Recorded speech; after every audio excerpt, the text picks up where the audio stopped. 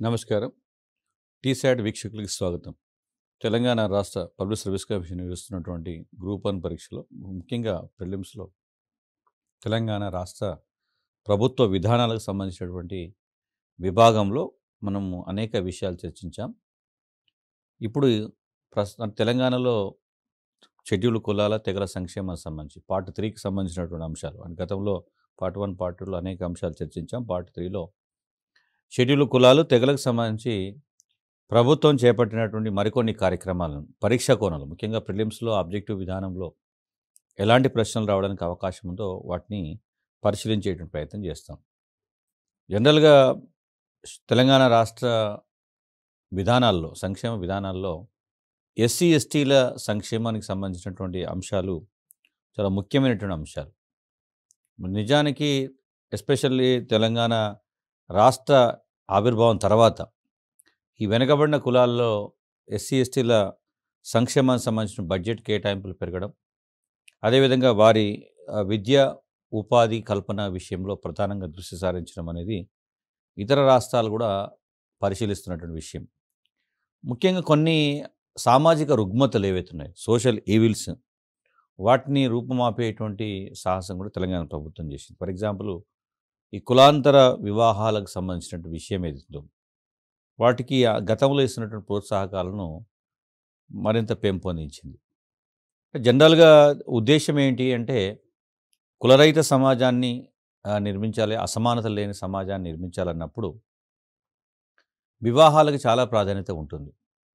అంటే జనరల్‌గా అనుకోని కారణాల వల్ల మామూలుగా ప్రభుత్వం తప్పనిసరి కులాంతర వివాహాలను ప్రోత్సహించదు. కానీ కులాంతర వివాహాలు చేసుకున్నటువంటి వారికి రక్షణ కల్పించడం, అదేవిధంగా వారికి ప్రోత్సాహకాలను అందించడం అనేది ప్రభుత్వం యొక్క విధానంగా ఉంది.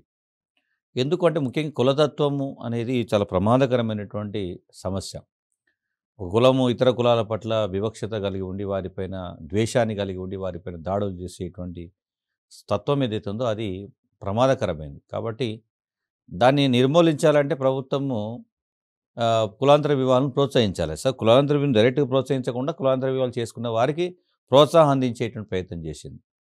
సో, అందువల్ల కులాంతర వివాహాలను ప్రోత్సహిస్తుంది. ఇందులో వారికి కేంద్ర ప్రాయోజిత పథకం ఒకటి ఉంది. సెంట్రల్ ప్రోగ్రామ్ ఉంది. దాంట్లో భాగంగా ఆర్థిక సాయాన్ని అందిస్తున్నారు.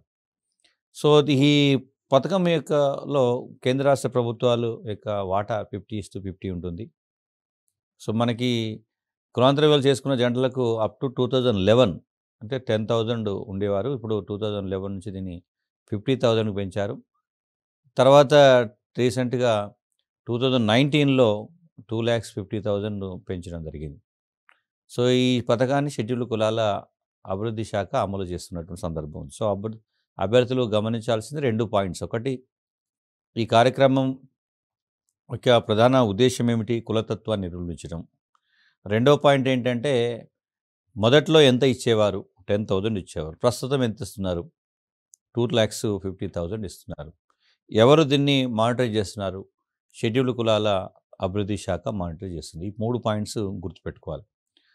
సో, దీంట్లో సెంట్రల్‌లో ఎవరు చేస్తున్నారు? కేంద్ర సామాజిక న్యాయము మరియు సాధికారత మంత్రిత్వ social justice and empowerment ministry ఏదైతుందో అది సెంట్రల్, షెడ్యూల్డ్ కులాల అభివృద్ధి శాఖ అనేది స్టేట్. ఈ 2 కోఆర్డినేషన్‌లో 50:50 రేషియోలో ఈ కార్యక్రమాన్ని అమలు చేస్తున్నారు. సో, వాళ్ళకి ఎట్లా చేస్తారు? దానికి ఉండే మెకానిజం ఏమిటి అనేది రెండో పార్ట్. దాంట్లో ఈ మొత్తం సపోజ్ 2,50,000 ఏదైతే ఉందో దానికి వారికి కపుల్ ఎవరైతే ఉన్నారో ఆ పెళ్ళైనటువంటి జంట పేరుతో బ్యాంక్ ఖాతాలో ఫస్ట్ 3 ఇయర్స్‌కి ఫిక్స్డ్ డిపాజిట్ చేస్తారు. సో, వాళ్ళు ఈ 3 ఇయర్స్ తర్వాత దాన్ని విత్‌డ్రా చేసుకోవచ్చు. చాలామంది ఏమనుకుంటారంటే కళ్యాణ్ లక్ష్మి, షాదీ ముబారక్ లాగా ఈ పథకంలో ఇచ్చేటువంటి డబ్బును వాళ్ళు డైరెక్ట్‌గా చేతిలోకి ఇస్తే వాళ్ళు వాడుకోవచ్చేమో అనుకుంటారు. దీంట్లో ఒక ఉద్దేశ్యం కూడా ఉండొచ్చు మేబీ ప్రభుత్వం దృష్టిలో. అక్కడ కళ్యాణ లక్ష్మి ఏంటంటే ఆన్ ది స్పాట్ పేమెంట్, వెంటనే పేమెంట్ చేస్తారు. అది వాళ్ళకి వెళ్ళిపోతుంది. ఇక్కడ 3 ఇయర్స్ పాటు ఫిక్స్డ్ డిపాజిట్ చేయడం ఏంటంటే, సో, మధ్యలో విడిపోయేటువంటి అవకాశం ఉండదు యాక్చువల్‌గా. అంటే కులాంతర వివాహాలను ప్రోత్సహించినప్పుడు మళ్ళీ ఇతర కారణాల వల్ల విడిపోయే ప్రమాదం ఉంటది. అట్లా ఉండకుండా వాళ్ళకి ఇది రాదు, వర్తించదు. కాబట్టి 3 సంవత్సరాల పాటు అంటే స్టేట్మెంట్ వస్తది. ఇప్పుడు చాలామందికి అవగాహన ఉంటేనో దీని మీద సమాచారం ఉంటేనో కరెక్ట్‌గా పెట్టగలుగుతారు. లేకపోతే జనరల్ ఐడియా చూసినప్పుడు అది పెళ్ళైనటువంటి జంటకు ఇచ్చేటువంటి నగదు బహుమతి నగదు ప్రోత్సాహకం అనుకుంటారు. కానీ ఇక్కడ ఫిక్స్డ్ డిపాజిట్ చేస్తారు. 3 ఇయర్స్ తర్వాతనే వాళ్ళు విత్‌డ్రా చేసుకోవడానికి అవకాశం ఉంటుందనేది గుర్తుపెట్టుకోవాలి. ఇట్లాంటి కొంచెం టిపికల్‌గా ఉన్నటువంటి వాటిని ప్రశ్నలుగా మారుస్తారు. సో, మళ్ళీ వీళ్ళ ఇంకో కండిషన్ ఏంటంటే వితిన్ 3 ఇయర్స్ లోపలనే వాళ్ళు ఆహ్, పథకానికి దరఖాస్తు చేసుకోవాలి. తర్వాత దానికి అంటే ముందు అసలు ఆ మ్యారేజ్‌ని రిజిస్టర్ చేయాలి. తర్వాత రెండవదేంటంటే ఇక బీపీఎల్ పీపుల్ బీపీఎల్‌కి ప్రభుత్వ పథకాలన్నీ కూడా దారిద్ర్య రేఖకు దిగువన ఉన్నటువంటి వారికే సంబంధించి కాబట్టి వాటి కుటుంబ ఆదాయం కూడా బీపీఎల్ పరిధికి మించి ఉండొద్దు. బీపీఎల్ క్యావ్ అనేది గుర్తుపెట్టుకోండి. తర్వాత మరొక కార్యక్రమం ఏందంటే దళితులకు 3 ఎకరాల భూ పంపిణీ అంటాం. భూమి కొనుగోలు పథకం అంటాం. ఇది కూడా ఎగ్జామ్ పాయింట్ ఆఫ్ వ్యూలో ముఖ్యమైనది. ఈ 3 ఎకరాల భూమి పంపిణీ కార్యక్రమాన్ని 2014లో ప్రారంభించడం జరిగింది. ఈ దళితులకు వారి ఆత్మగౌరవాన్ని కా మనం పెంపొందింప చేయాలంటే భూమి అనేది ఒకప్పుడు పాలేర్లు, జీతగాళ్ళు, వెట్టి చాకిరీ, కట్టుబానిసలుగా ఉన్నటువంటి వర్గం. భూమి కనుక వారికి అందించగలిగితేనే వాళ్ళకు ఆత్మగౌరవం నిలబడుతుంది. వారికి ఆర్థిక భద్రత, సామాజిక భద్రత, సామాజిక గౌరవం, సామాజిక అంతస్తు పెరుగుతాయి కాబట్టి ప్రభుత్వము ఈ కార్యక్రమానికి శ్రీకారం చుట్టింది.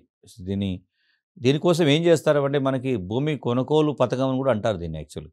అంటే ఫస్టు భూమిని పంచాలంటే ముందు పర్చేజ్ చేయాలి గవర్నమెంట్. వాళ్ళ కోసం పర్చేజ్ చేసి ఇస్తుంది. ఇప్పుడు భూ పంపిణీ కార్యక్రమం అన్నప్పుడు జనరల్‌గా ఎలా ఉంటుందంటే ప్రభుత్వం దగ్గర ఉండేటువంటి భూములు లేదా ల్యాండ్ సీలింగ్ యాక్ట్ భూగరిష్ట పరిమితి చట్టం ప్రకారము మిగులు భూములు ఏవుతున్నాయి. మిగులు భూమిని పంపిణీ చేయడం అనేది ఒక పార్టు. 2004లో కోనేరు రంగారావు కమిటీ ఇచ్చినటువంటి సిఫార్సులో భూగరిష్ట పరిమితి చట్టానికి బయట ఉన్నటువంటి భూములన్నిటిని కూడా ప్రభుత్వ భూములుగా ప్రకటించి ఆ మిగులు భూములు అంటాం వాటిని. ఆ సర్ప్లస్ ల్యాండ్‌ను landless people, landless labour, landless SC, ఎస్టీలకి ఇచ్చేటువంటి.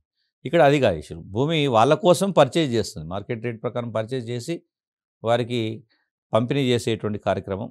సో, పేదలకు ముఖ్యంగా దళితులకు దీనికి కేటాయించినారు.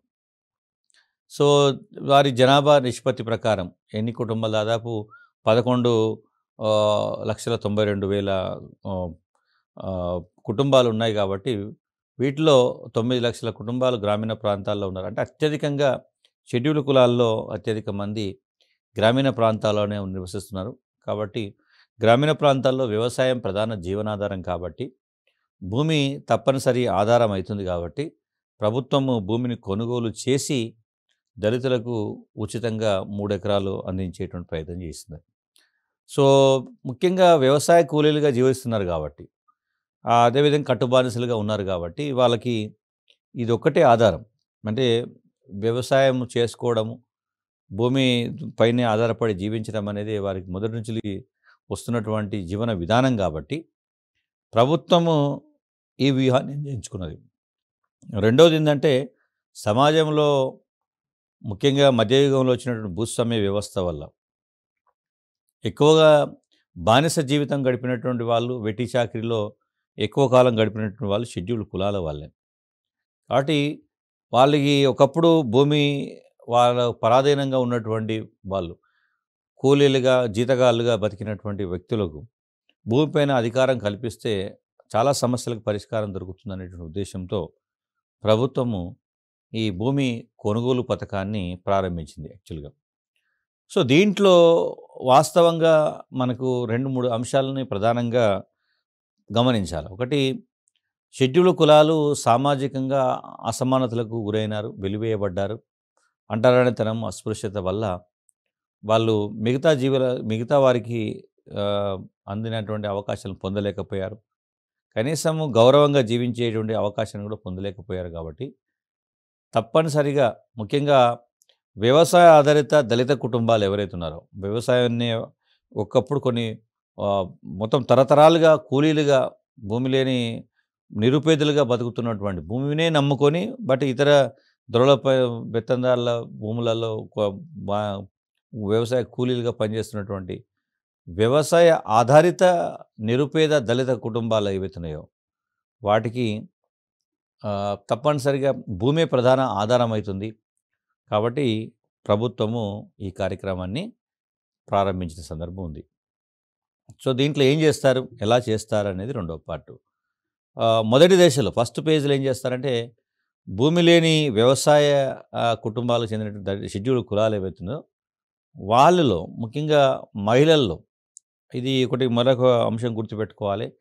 ఈ భూమి కొనుగోలు పథకం లేదా షెడ్యూల్ కులాలకు భూ పంపిణీ కార్యక్రమంలో లబ్ధిదారుల్లో ఆ కుటుంబంలో నుంచి మహిళను ఎంపిక చేస్తారు. నిరుపేద మహిళ ఎవరైతే ఉందో అంటే అత్యంత నిరుపేద మహిళకు ఫస్ట్ ప్రయారిటీ ఇస్తారు.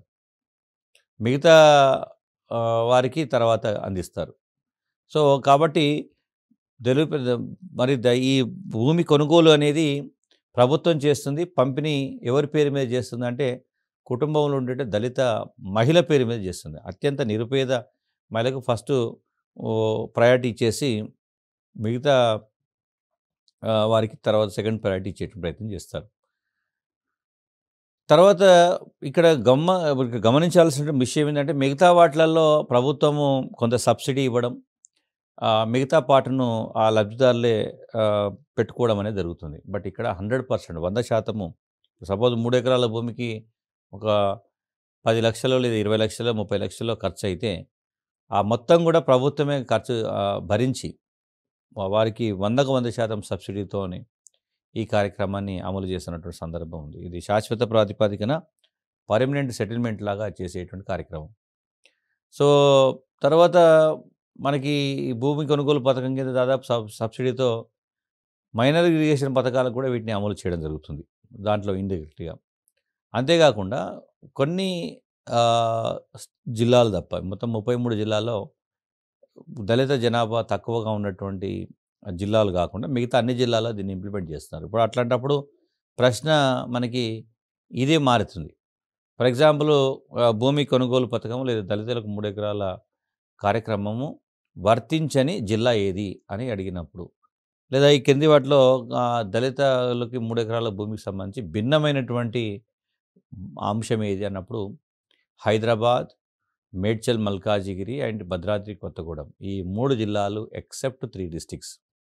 ఔట్ ఆఫ్ 33 డిస్ట్రిక్ట్స్‌లో ఎక్సెప్ట్ 3 డిస్ట్రిక్ట్స్ మిగతా 30 జిల్లాలలో వాళ్ళు భూమి కొనుగోలు పథకం దానికి ఆహ్, అక్కడ ఉండేటువంటి మార్కెట్ రేట్ల ప్రకారం సగటున 2,00,000 నుండి ప్రతి ఎకరానికి 2,00,000 నుండి కనీసం తక్కువలో తక్కువ కనీసం 2 ఎకరాలు 2,00,000 నుండి గరిష్టంగా 7,00,000 వరకు ఉండేటువంటి విలువ ఉన్నటువంటి వ్యవసాయ భూములను కొనుగోలు చేసి, సో, ఇవి ఎలా చేస్తారంటే కలెక్టర్ల ద్వారా చేస్తారు. కలెక్టర్లకే ఈ అధికారం ఇచ్చారు. జిల్లాలో సంబంధిత కలెక్టర్లు భూమి కొనుగోలును చేసి లబ్ధిదారులకు పంపిణీ చేసేటువంటి సందర్భం ఉంటుంది. సో, అట్లా ఈ 2,00,000 నుండి 7,00,000 వరకు వర్తున్నటువంటి ఈ ఈ ప సబ్సిడీ 100% సబ్సిడీ అంటే సపోజ్ ఒక 3 ఎకరాల భూమి ఒక ఎకరం 7,00,000 అనుకుంటే 21,00,000ను ప్రభుత్వమే భరించి, ప్రభుత్వమే ఎవరి దగ్గరైతే భూమి కొనుగోలు చేస్తుందో అది ప్రభుత్వమే పే చేసి ఆ భూమిని దళితులకు అందజేయడం జరుగుతుందని గుర్తుపెట్టుకోవాలి. సో, దాంతో పాటుగా దాంట్లో షెడ్యూల్ కులాల అభివృద్ధి ప్రత్యేక అభివృద్ధి నిధి ఏదైతుందో 2017లో వచ్చినటువంటి అభివృద్ధి నిధి కింద ఈ పథకాన్ని అమలు చేయాలి. ఎందుకంటే ఆల్రెడీ నిధులు ఉన్నాయి కాబట్టి ఒక్కోసారి ప్రభుత్వం దగ్గర అంటే చట్టం ప్రకారం ఈ నిధిని ఏర్పాటు చేశారు కాబట్టి ఆ జనాభా నిష్పత్తి ప్రకారము ప్రగతి పద్ధతిలో ఈ ఎస్సీ, ఎస్టీలకు నిధులు కేటాయించడం జరుగుతుంది కాబట్టి ఈ భూమి కొనుగోలు పథకం ప్రభుత్వం దగ్గర డబ్బులు లేవు అనేటువంటి సందర్భం ఉండకుండా అది చట్ట ప్రకారంగా ఆ షెడ్యూల్డ్ కులాల ప్రత్యేక అభివృద్ధి నిధి ద్వారా దీన్ని అమలు చేయడం జరుగుతుంది. సో, దీనికోసం ఏం చేశారంటే ఒక ప్రత్యేక సంస్థను ఏర్పాటు చేశారు కార్పొరేషన్ స్థాయిలో. తెలంగాణ షెడ్యూల్డ్ కులాల సహకార అభివృద్ధి సంస్థ లిమిటెడ్ అనేటువంటి ఒక సంస్థ ఈ కార్యక్రమాన్ని అమలు చేస్తున్నది. అంటే ఈ కార్యక్రమాన్ని అమలు చేసేటువంటి సంస్థ ఏదని అడుగుతాడు. తెలంగాణ షెడ్యూల్డ్ కులాల సహకార అభివృద్ధి సంస్థ లిమిటెడ్ అనేటు.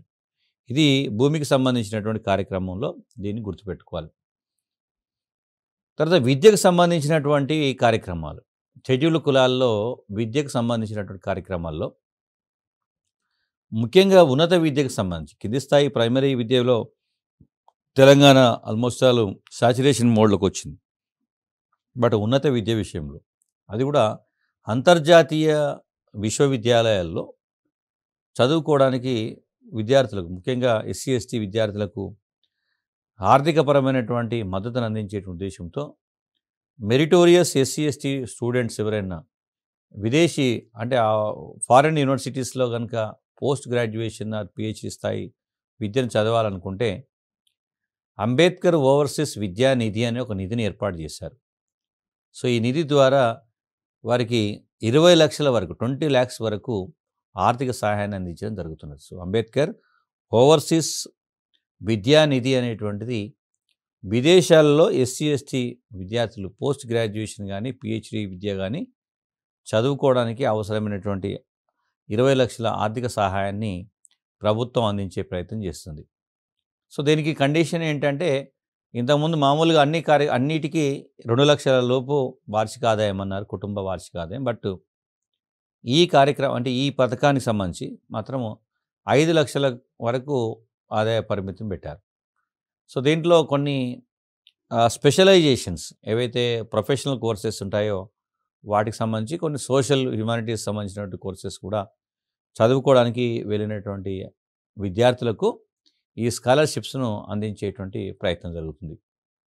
అయితే కొన్ని ఎంపిక చేసినటువంటి దేశాలలోనే ఆ విద్యార్థులు చదువుకుంటే వీటికి అవకాశం. అంటే ఇక్కడ మళ్ళీ ఒక సమస్య ఏందంటే అన్ని దేశంలో ప్రపంచంలో 200 దేశాలుంటే అన్ని దేశాలలో అన్ని దేశాల్లో ఉండేటువంటి యూనివర్సిటీస్‌లోకి ఇది వర్తించదు.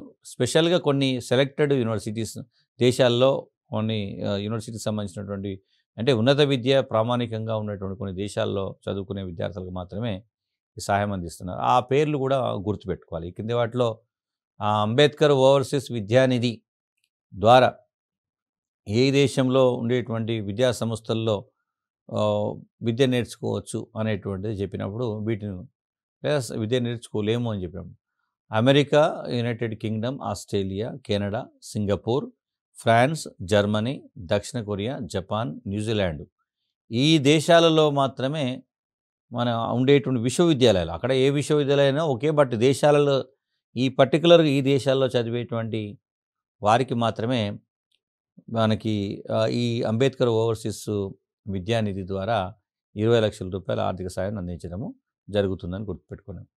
సో, దీంట్లో మళ్ళీ ఈ పేర్కొన్నటువంటి యూనివర్సిటీస్‌లో టాప్ యూనివర్సిటీస్ అంటాం. 10 దేశాల్లో టాప్ యూనివర్సిటీస్ జనరల్ ఇప్పుడు మన దగ్గర జవహర్ జేఎన్‌యూ అంటే హైదరాబాద్ సెంట్రల్ యూనివర్సిటీ ఇట్లా లేదంటే కొన్ని ఐఐటీస్ సెలెక్టెడ్‌గా బాగా టాప్‌లో ఉండేటువంటి వాటిని మాత్రమే ఇస్తారు.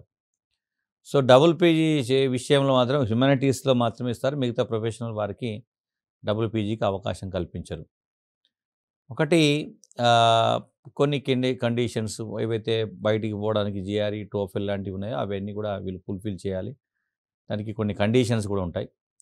తర్వాత ఒక 10% విదేశీ విద్యానిధి ద్వారా స్కాలర్‌షిప్‌లను ఇక్కడ హ్యుమానిటీస్ గానీ, ఎకనామిక్స్, అకౌంట్స్, ఆర్ట్స్, లా విద్యార్థులకు రిజర్వ్ చేస్తారు. సో, ఒకవేళ వాళ్ళు తక్కువ మంది ఉన్నా గానీ 10% కోటా 100 మందిలో ఒక 10 మంది ఈ అంటే వీటిని కూడా పూర్తిగా అంతా కూడా ప్రొఫెషనల్ ఇంజినీరింగ్, మెడికల్ వాటి వాళ్ళకే 100కి 100 మంది కాకుండా ఒక 10% సోషల్ బ్యాక్‌గ్రౌండ్ ఉండేటువంటి విద్యను నేర్చుకునేటువంటి వారికి ఈ ఓవర్సీస్ విద్యా నిధిని కేటాయించడం జరుగుతుంది. తర్వాత ఒక మెరిట్ జాబితాలో కొన్ని కండిషన్స్ పెడతారు. దాని ప్రకారం చేస్తారు. తర్వాత ఇంకొక విషయం ఏందంటే ఈ కొన్ని ఆహ్, ప్రాంతాల్లో ఈ మన అది విద్యకు సంబంధించినటువంటి దేవ ప్రత్యేకమైనటువంటి కార్యక్రమం కాబట్టి అంబేద్కర్ ఓవర్సీస్ విద్యానిధి ద్వారా విదేశాల్లో ఉన్నత విద్యను చదువుకునేటువంటి ఒక అవకాశాన్ని ఇక్కడ పొందడం జరిగింది. తర్వాత మరొక కార్యక్రమం అంటే అట్లా కార్యక్రమాలను మనం అర్థం చేసుకునేటప్పుడు ఒక్కొక్క అంశాన్ని ఫోకస్‌గా పెట్టుకునే ప్రయత్నం చేయాలి. ఆనంద నిలయాలని ఒక కార్యక్రమాన్ని ప్రభుత్వం స్టార్ట్ చేసింది. ముఖ్యంగా ఈ పారిశుద్ధ్య కార్యకలాపాల్లో నిమగ్నమైనటువంటి కుటుంబాల్లో వాళ్ళు కొన్ని సందర్భాల్లో బాగా ఇబ్బందులకు గురవుతున్నారు.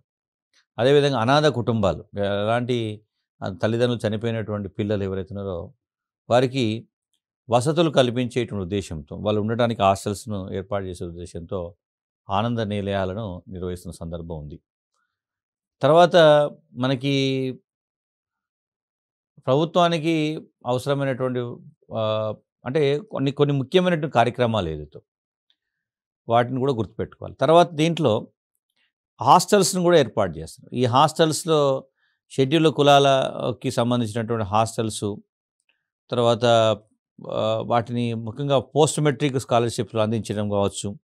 ఇవి కూడా అంటే ఇక్కడ ఎగ్జామ్స్‌లో ఎన్ని హాస్టల్స్ ఉన్నాయి, ఎంతమంది విద్యార్థులు ఉన్నాయి అడగరు. బట్ ఓవరాల్‌గా మన కాన్సెప్ట్ ఏంటంటే తెలంగాణ ప్రభుత్వము ఈ షెడ్యూల్డ్ కులాల సంక్షేమానికి సంబంధించి ముఖ్యంగా విద్యాపరమైనటువంటి ప్రోత్సాహానికి సంబంధించి అనేక కార్యక్రమాలు చేపడుతున్నదనేటువంటి విషయం తెలవడం కోసం గుర్తుపెట్టుకోవాలి.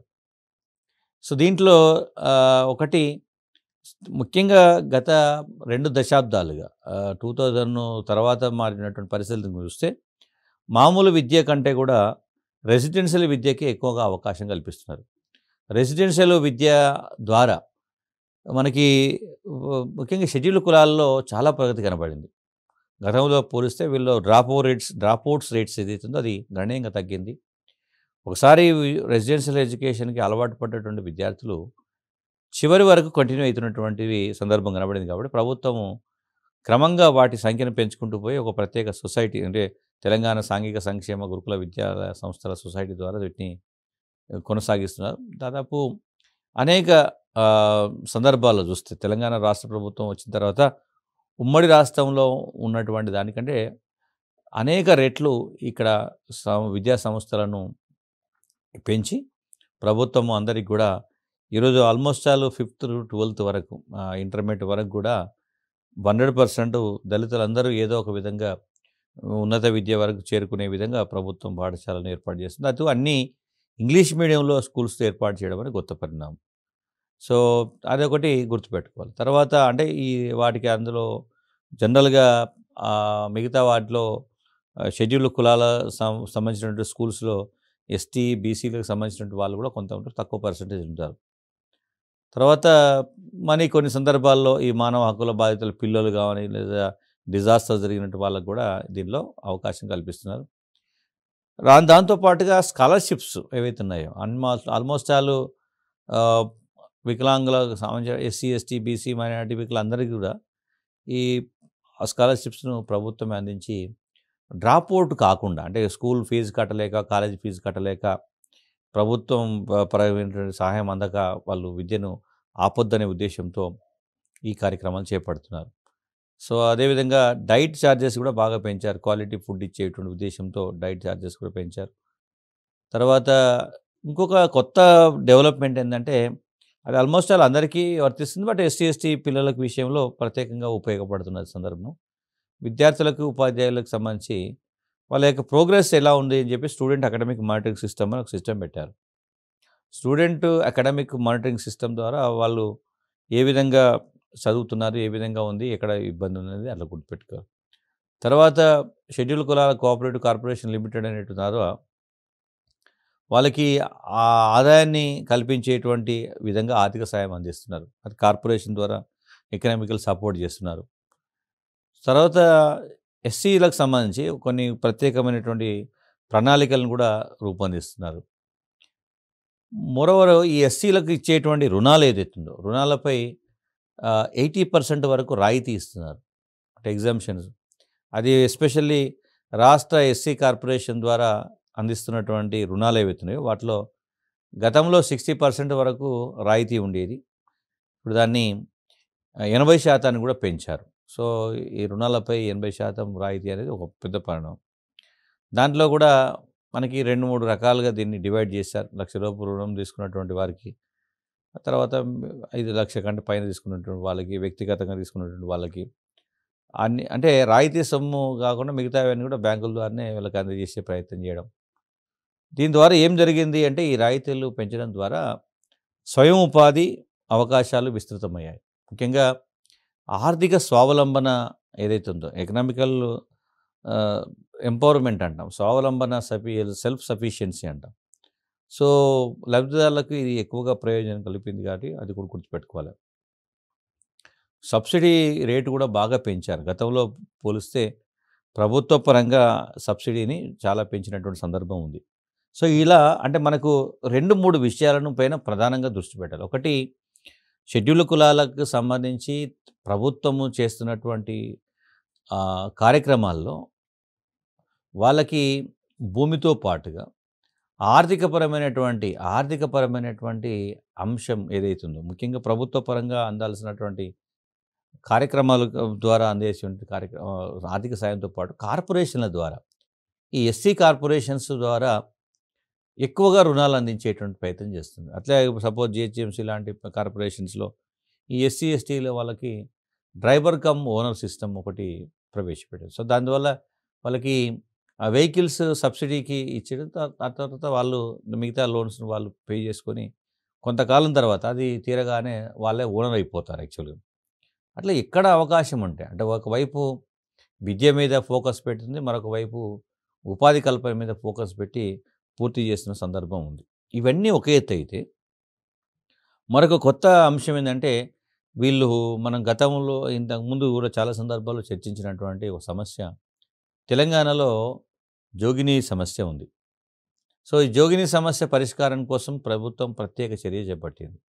దాంట్లో ఎస్సీ కార్పొరేషన్ ద్వారా జోగినీలకు పునరావాస పథకాన్ని అమలు చేస్తున్నది. సో, ఇది గతంలో ఎప్పుడు కూడా ఉమ్మడి ఆంధ్రప్రదేశ్‌లో ఈ ఈ జోగినీల పునరావాసం మీద ఎలాంటి దృష్టి పెట్టలేదు. ముఖ్యంగా ఉత్తర తెలంగాణ ప్రాంతంలో నిజామాబాద్, కరీంనగర్ లాంటి జిల్లాలలో ఈవెను దక్షిణ తెలంగాణలో మహబూబ్‌నగర్ లాంటి జిల్లాల్లో ఉమ్మడి జిల్లాలో ఈ జోగినీలు చాలా ఎక్కువగా ఉన్నారు. ఇదొక సామాజిక దురాచారం ఇది. సో, దానికి పరిష్కారం ఏమిటి అన్నప్పుడు ఇప్పుడు కొత్తగా పిల్లల్ని జోగినీలకి వెళ్ళకుండా మనం అడ్డుకట్ట వేయొచ్చు. వారికి విద్య నేర్పి ఆ సమస్యను 1988లోనే జోగినీ వ్యవస్థను ప్రభుత్వం చట్టపరంగా నిషేధించింది. కానీ వాస్తవానికి దాని మీద ఎక్కడ కూడా పురోగతి కనిపించలేదు. అందువల్ల నేటికి కూడా జోగినీలు ఉన్నారు అంటే అది ఒక రకంగా ప్రమాదకరమైనటువంటి సమస్య కొనసాగిందనేటువంటి విషయం గుర్తుపెట్టుకోవాలి.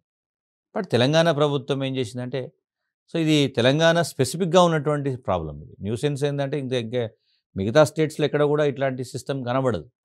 కాబట్టి వీళ్ళకు రెండంచుల విధానం. ఒకటి జోగినిలా మారకుండా మళ్ళీ ఆ సమస్య అంటే ఆ దురాచారం కొనసాగకుండా అడ్డుకట్ట వేయడమే కాకుండా ఆల్రెడీ జోగినీలుగా మారినటువంటి వారి భవిష్యత్తు ఏమిటి అనేది ప్రశ్నించినప్పుడు వారికి పునరావాసం కల్పించాలనే ఉద్దేశంతో వారికి పునరావాసం ఇంతకుముందు ఎన్‌జీఓస్ కల్పించాయి. ఇప్పుడు ప్రభుత్వమే కల్పిస్తున్నది.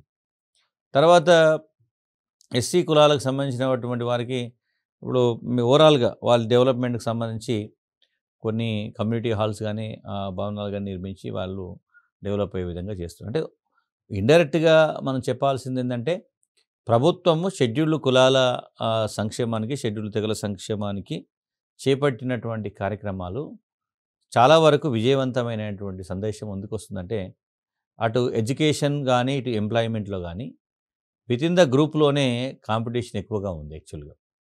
సో, దట్ ఇండికేట్స్ అంటే ఆఫ్‌కోర్స్ కాంపిటీషను ఉంది అంటే ఉద్దేశ్యం ఆ వర్గాలలో విద్యా స్థాయి పెరిగింది, పోటీ పెరిగిందంటే క్వాలిటీ ఆఫ్ ఎడ్యుకేషన్ అందుబాటులోకి వచ్చింది అనేటువంటిది దీంట్లో మనకు కనపడుతున్న సందర్భం. అంతేకాకుండా UPSC or state public service కమిషన్స్‌లో కూడా ఎస్సీ, ఎస్టీ అభ్యర్థులు ఓపెన్ కాంపిటీషన్‌లో ఉద్యోగాలు పొందేటువంటి దశకు చేరుకున్నారంటే అది ఇండైరెక్ట్‌గా ప్రభుత్వము చేపట్టినటువంటి ఈ కార్యక్రమాలన్నింటి యొక్క ఫలితంగానే మనం చెప్పేటువంటి ప్రయత్నం చేయొచ్చు. సో, ఆ విధంగా చూస్తే తెలంగాణ రాష్ట్ర ప్రభుత్వము పేదల సంక్షేమానికి సంబంధించి ఎస్సీ, ఎస్టీల సంక్షేమానికి సంబంధించి కన్సర్న్ అంతా కూడా ఇది సంక్షేమ రాజ్యం. ఈ రాష్ట్ర జనాభాలో ఎస్సీ, ఎస్టీ, బీసీలు దాదాపు 52%, ఎస్సీ, ఎస్టీలు 24%, అంటే 76% లిటరల్‌గా ఎస్సీ, ఎస్టీ, బీసీ ఉన్నారు. సో, అదేవిధంగా మైనారిటీలు 12% కనుక చేస్తే 88% అవుతుంది.